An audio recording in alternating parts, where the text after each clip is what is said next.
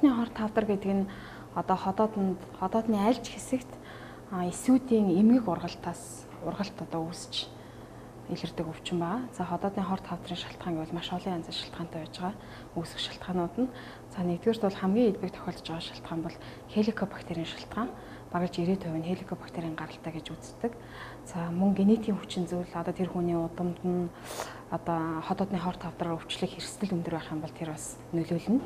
За мөн давсны өндөр хэрэглээ, тамхи татах, хорт зуршлууд, за хоолны одоо улс ондстон болгонд юм хоолны соёлтой холбоотой бас хотоодны хорт тавдрын өвчлөл бас нэмэгддэг. Олон янзын шалтгаан байдаг. За хотоодны хорт тавдар Монгол хүнд бол нөлөөлж байгаа хамгийн гол шалтгаан нь бол одоо монголчуудын мэдээж тэр бол генетикийн хүчин зүйл хамгийн нэгдүгээр тавигдана. За хоёрдугаар гэх юм бол манайхны одоо хоол хүнсний эрүүл ахуйн одоо шаардлага хангасан бүтээгдэхүүн хэрэгжилж гин үү гэдгээс болно. Мөн одоо хоол ундны зохисгүй хэрэглэнээс болно. Хеликобактериас гэсэн одоо голчлон нөлөөлж байгаа шалтгаанууд бол энэ шалтгаанууд байж байгаа. Хеликобактер одоо яг манай дээр бол хотоодны дурангийн онцлогоонд бол өдөрт нэг 15-аас дээш одоо дунджаар нэг 15 хүн ордог. За энэ хотоодны дурандуулж байгаа хүмүүсийн ихэвчлэн одоо орон нутгийн мөн одоо Улаанбаатар хотын харьяаны ингээд бүх өнцөг булан бүрээс ирдэг. За энэ хотоод дурандуулсан хүмүүсийн маань за нэг 10% нь бол хеликобактерийн гаралтай дуранд өөрчлөх шинж тэмдэг бол илэрж байдаг. За тэгэхээр бид нар бол хеликобактерийг бол яг одоо лавлж хеликобактерийг дурангаар онцлохын тулд бол урезин тест гэж тест авдаг байгаа. За хеликобактерийн монголчуудын дунд хийсэн судалгаагаар монголчуудад 90-с дээш хувьд нь бол хеликобактерийн халдвар байна гэж үзэж байгаа. За хеликобактерийн халдварыг бол хүн өөрөөр одоо сэргийлэх боломжтой. За хоол хүнсээр дамжиж халдварлагдана, бохирлогдсон хоол хүнс одоо ундаа одоо уус энтра манайхан ч бол нэг ингээд манаас ам руу ингэж дамжуулж одоо тэр тохиолдолд бол хеликобактерийн халдвар аавна. Холдож аях халбах хэрэглэх юм бол одоо халдвар аавна. Ер нь гол дамжиж байгаа зам нь бол шүлс гэж байдаг. Хеликобактерийн дамжиж байгаа зам. Тийм болохоор одоо хеликобактерийн халдвартай одоо гэр бүлийн гишүүд бол хоорондоо халдвар авах магадлал бол их өндөртэй. Яг сонгомл шинж тэмдэг гэж бол байдаггүй. За амнаас эвгүй үнээр одоо гарч болно, хотоод санхааж болно, хоолн дургу болж болно, хүн хүнээсээ шалтгаалаад бол маш олон шинж тэмдэг эдгээр чээж хшвар гэж болно. Тэгэхээр яг энэ илрэл ихэд бол хеликобактер байна гэсэн тийм сонгомл шинж бол бас ер нь нийтлэг хотоодны өвчлөлийн талаар нийтлэг завьрууд илэрч болно. За хүмүүсийн дунд хилдэг ганц одоо гол завьр нь гэх юм бол амнаас эвгүй үнээр гарч ийн, нүүрэн дээгүүр юм гарч ийн гэх мэтийн завьрууд байж байгаа. Гэхдээ манайхан чинь нөгөө бага насны хүүхдүүдээ бол нөгөө амнаас ам дамжуулан хооллдог. За тэрнээс болсон хеликобактерийн шалтгаантай байж магадгүй. Мөн одоо агаарын бохирдол те одоо ямар нэгэн нөлөөлөх хүчин зүйлүүд бол хоол хүнсний одоо генетикийн өөрчлөлттэй хоол хүнс хэрэглэх гэх мэт одоо хүчин зүйлүүд нөлөөсөн байхыг бол үүсэхгүй. Ямар ч төрлийн хорт хавдрнууд одоо шинж тэмдэг бол маш бүдэг байж байгаа. Эхний 1-2 дугаар үедээ. За тийм болохоор манай хүмүүс маань бол урдсан сэргийлэх хүслэгт маш сайн хамрагдчих хэрэгтэй. За аялэгч бай, хотоодч бай, уушгч бай ер нь хавдар гэдэг бол эхлээд бол хүнд завиургүй ямар шинж тэмдэггүй байж байгаа.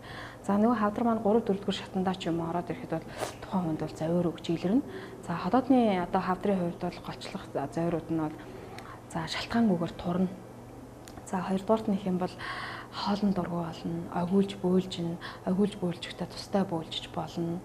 За гидсэн дээр цанхаах, чээж хорсох, одоо аюулгай орчимж хатгуулж өвдөх гэх мэт маш олон завьрууд илэрч байна. За хотоодны хорт хавдраар одоо хавдар судлалын үндэсний төвөөс гаргасан судалгаагаар бол хамгийн одоо түгээмэл хотоодны хорт хавдрын тархалт бол манай орны баруун бүсийн аймагуудаар бол их хөвчлэн зүүн бүсийнхтэйгээ харьцуулахад бол өндөр тархалттай байдаг юм байна. За тэр дундаа бол хамгийн сүүлд хийсэн судалгаагаар одоо Усан аймаг, Эрдэнэт хот гэх мэт одоо өндөр одоо хотоодны хорт хавдрын тохиолдол өндөр гарсан аймагуд бол байна.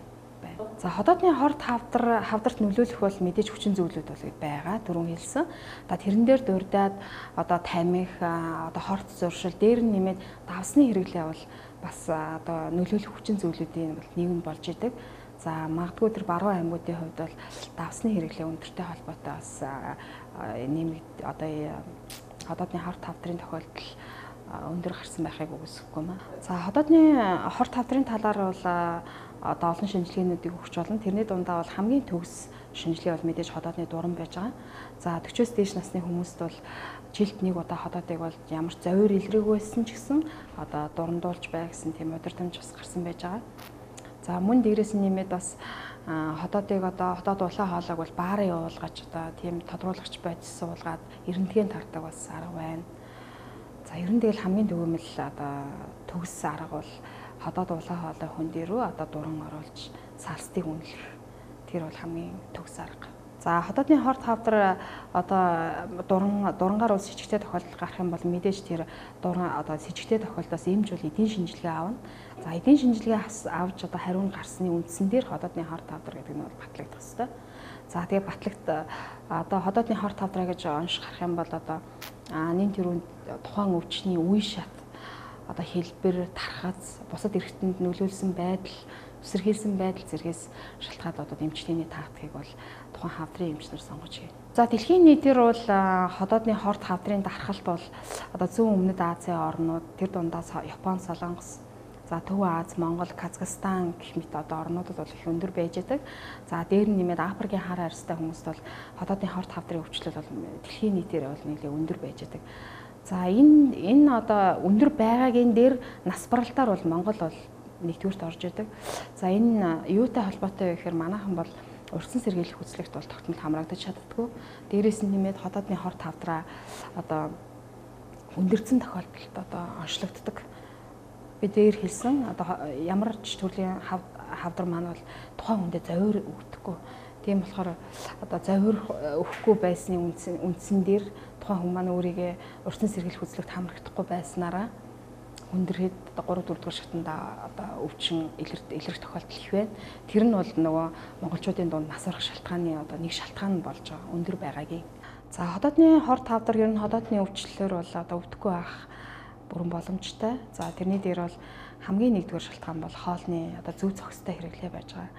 За хоолыг бол аль болох жигэнсэн хэлбэрээр идэх, даршилсан, утсан одоо халуун ногоотой хоол бага хэрэглэх, за мөн давсны хэрэглээг багасгах, хор зуршлыг багасгах, арх тамхины зохисгүй хэрэглээ. За энэ бол мэдээж ходоодны хорт хавдрын шалтгаанууд юм бол нэлээд дийлэх хувийг эзэлж байна. За мөн дээрээс нь нэмээд генетикийн хүчин зүйл бол заавал одоо нөлөөлж чаддаг тухайн хавдраар үүсгэхэд. Тэгэхээр бол үзэгчид маань ходоодны хорт хавдраар өвчлөхөнд бол нэгдүгээрт бол зөв зохистой одоо хоол ундны хэрэглээ чухал. За мөн манайханд бол маш замбраагүй эмийн хэрэглээ байж байгаа. Эмийн хэрэглээ бол мэдээж одоо ходоод чочроож, ходоодны шарах үүсгэж цаашлаад хавдар үүсгэх эрсдэлт хүчин зүйл болно.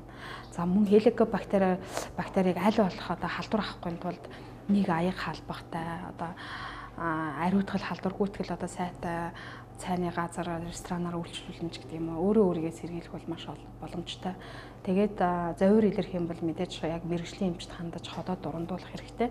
За 40-с дээш насны хүмүүс зовир илрээгүй байсан ч гэсэн ходоодны дурангийн шинжилгээнд тогтмол хамрагдаж хэвших хэрэгтэй. Ер нь бол ямар ч өвчнөд бол генетикийн хүчин зүйл гэж бол заавал байна. Ходоодны хавдарч биш ер нь бүх өвчнөд. Тэгэхээр мэдээж удамд нь одоо өөрийнх нь эцэг их ойр дотны хамаатан садангууд өвчнөр одоо өвдөхөд бол тэр хүнд бол мэдээж тэр өвчнөр өвдөх эрсдэл бол мэдээж нэмэгдэнэ. Тэрнээс сэргийлэхийн тулд өөрөө бол мэдээж урьдчилан сэргийлэх үзлэгт л одоо маш сайн хамрагдаж явах хэрэгтэй. Тэгээд одоо амьдралын зөв хэм маягийг одоо зөв хөвшлийг өөртөө бүрдүүлж ижил өвчнөөс урьдчилан сэргийлнэ.